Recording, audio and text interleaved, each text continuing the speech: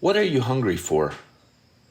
Our psalmist proclaims the greatest food, saying, "Taste and see the goodness of the Lord." To get that food, our psalmist tells us to keep the Lord's praise in our mouth. Our soul must glory in the Lord.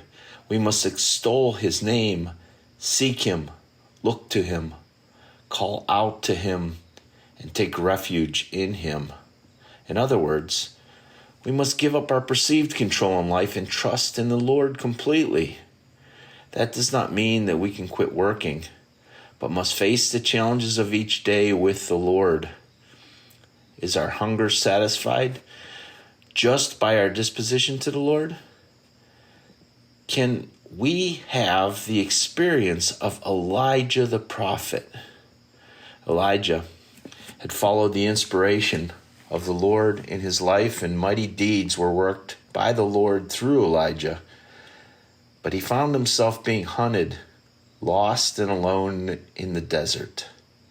A condemned man. He had allowed God to use him, and now he felt that the whole world was against him. He sat down in the desert amid his desperation and prayed for death. I'm always amazed at how life can feel like a roller coaster ride. A wise fellow once told me, "Just make sure that the bar is in place and hold on tight." Elijah, in his low state, fell asleep. Have you ever just told God that you can't go any further? You are exhausted and the world is more than you can bear. Here's the part that I want to experience. Elijah was awakened by an angel who brought him food and water. He eats, drinks, and goes back to sleep. The angel came a second time, touched Elijah, and said, and ordered him to eat and drink more. This food and drink will sustain Elijah for a long journey. I wish God would send me an angel to quiet my fears and reinvigorate me.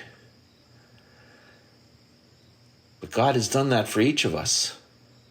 St. Paul warns us that we can miss the gift of God by allowing bitterness, fury, anger, shouting, reviling, and malice to cloud our perception. He advises us to embrace kindness and compassion, forgiving others as Christ has forgiven us. Then we can see the food that is right there before us. The living bread that has come down from heaven is before us. Elijah didn't have this bread. Our gift from God is great. Jesus exclaimed, "I am the living bread that came down from heaven. Whoever eats this bread will live forever. And the bread that I will give is my flesh for the life of the world." The people murmured at this saying. We still do. Some say that the Eucharist is just a symbol, but Mother Church teaches otherwise.